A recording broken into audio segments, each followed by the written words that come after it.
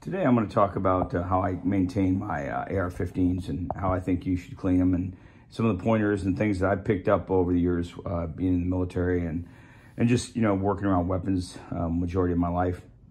What I'm going to point out is what I do with my AR-15s. We shot about a case of ammo through this, about 500 rounds of ammunition. Me and the daughters and the wife shot, and other relatives too. So they do tend to get pretty dirty. So what I tend to do is, as soon as I can, the next day or that day if I can, I'll go ahead and clean it. What I do to start cleaning is I take gun scrubber. And I know a lot of people don't like gun scrubber, but I'll blast it out with gun scrubber. I'll do the whole bolt assembly and everything real quick and get all of the excessive carbon and build up out of it that's in there.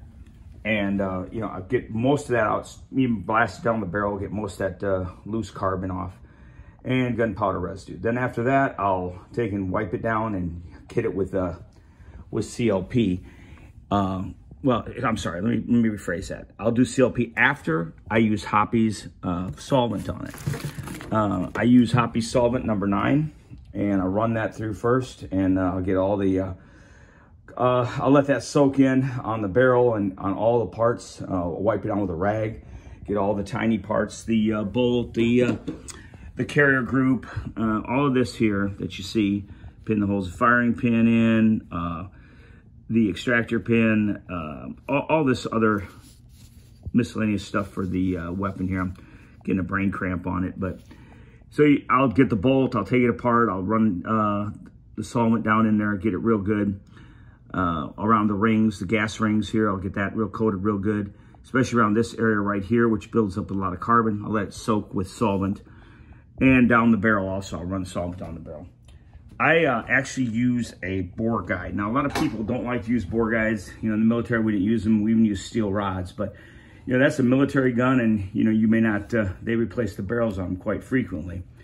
But what's nice about these is you can see it presses in.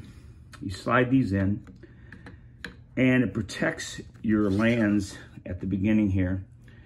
Where it goes into the chamber, it protects that from being damaged by the rod. Now, granted, I use a one-piece rod like this, and I use brass tips on the end, so there's less chance of any damage happening to any of my rifling or to the lands or the grooves or to the chamber or the throat of the weapon as I'm running the rod through it. However, I do like to use this because it protects from nicking up in here where the round first chambers and when it hits the throat.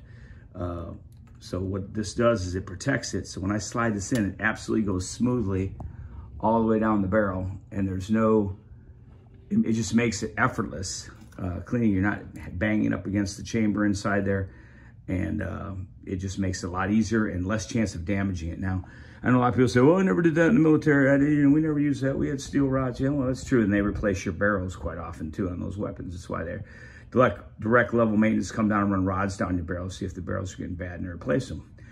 You don't have that luxury when you're a person that owns your own weapons. So I suggest you take care of it, get yourself, pay $25, get you a bore guide. I even have one for my AR-10.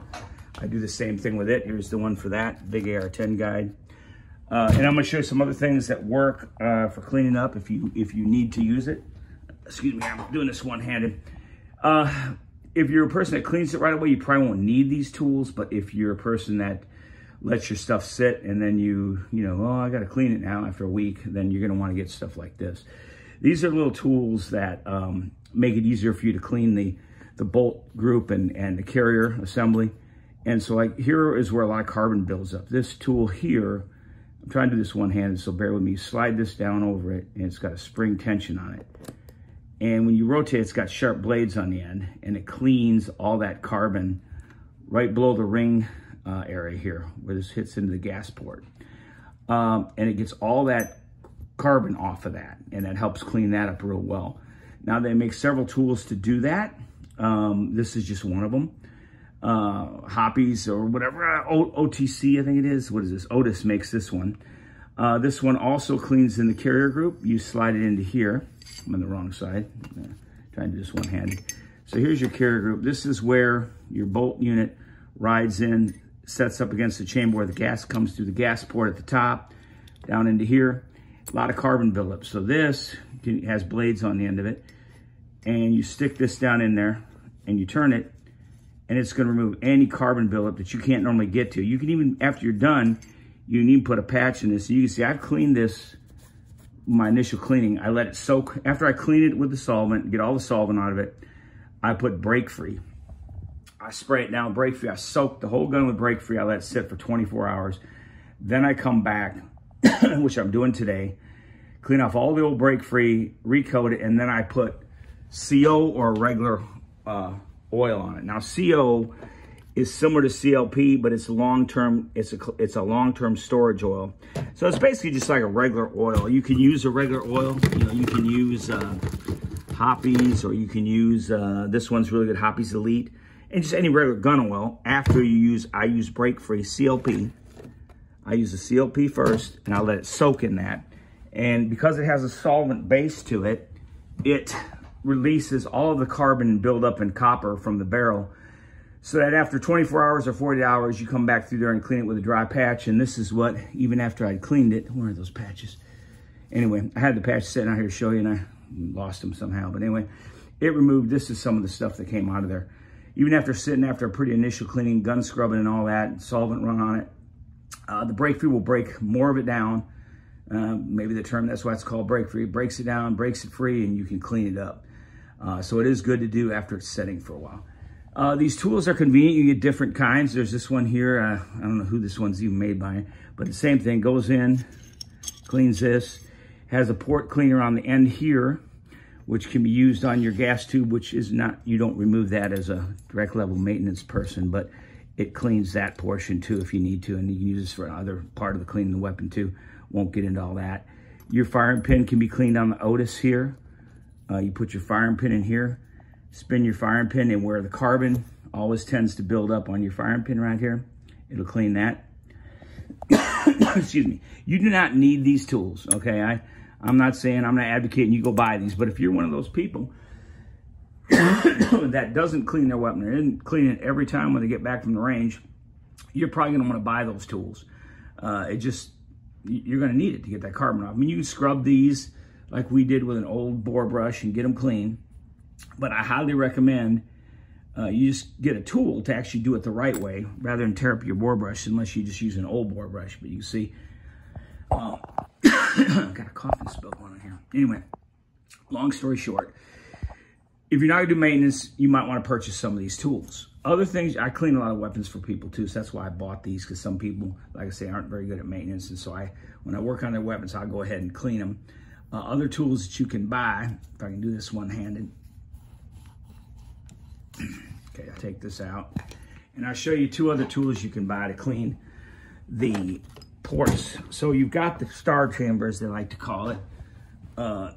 You can take this, and it goes on the end of, this is a 308 one, but it's got the 223 pad on the end.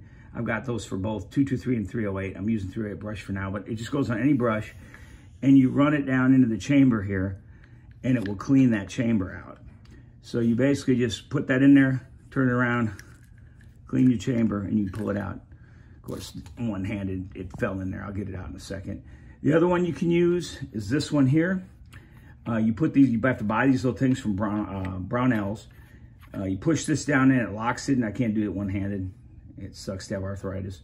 But you push it into there, it does the same thing. It goes in, cleans that little part of the chamber that nobody can get to clean it. So anyway, these are just some of the tools that you can use. You don't have to worry about that. That'll come right out in a second when I pop it out, when I put the brush back in. But it makes it easy. You can clean the chamber and get it real nice and clean. You don't have to fight with it, or you just keep spraying, you keep spraying cleaner up in there and trying to fight it. But I get it real clean by using those little tools like this. And it costs a little bit more, but if you want your weapon IG clean, as I like to call it, it's the way to go. That's some of the things I use, some of the tools, some of the things I recommend. Like I say, I initially clean it with gun scrubber. Then I go through it with Hoppe's No. 9 solvent. And then I go back through it and coat it with Break Free and let it set. And after 40 hours, I go back through it and clean it again. If I don't see any copper, I don't see any copper on there, then I'll put the CO oil on it, and then it goes into storage till I shoot it again. Now, however, if I have a problem and I see that there's copper buildup in the barrel, then I use this. This is Sweets 7.62 solvent. It's an ammonia-based solvent, and this stuff right here will remove any old copper from your barrel. You can literally almost strip your barrel with this. If you leave it in too long, it'll take all the copper out of your barrel. Now, copper is beneficial to your weapon. After you initially get a new weapon, there are a lot of different machining marks and tools and just imperfections in your barrel, in the lands and grooves, that the copper from the bullets will eventually smooth in, and actually the rifle will shoot better once you get to that point. However, after a certain point, too much copper builds up on the lands and grooves, and it degrades the accuracy. So therefore, this is why I use Sweets 7.62 to remove that copper to a point where it's back to its normal shooting, or almost back to new shooting again. It's just something I do, and it helps to remove that copper and bring it back. So anyway, that's my video with some tips. I was going over this weapon. I thought, I'll do a quick little video and give you all my perspective on how to clean the ARs and how to keep them functioning so that you don't have any problems. I also have a little brush that goes in here to clean the gas tubes if they, for some reason, get built up. You do a lot of shooting and you don't get them up. They actually make a gas port piece that you can get that goes down in there. I've replaced my last ones, and they go down in and they clean the tubes out. This one's for 308. Now it'll clean both of them basically, but it cleans the gas tube out. Do you need it? No. I mean, if you shoot a lot, yes, I would recommend it, but you can use you can use the gun scrubber and just keep blasting it out till you get it all out. Anyway, that's my video. I hope it helps somebody. Thanks for watching.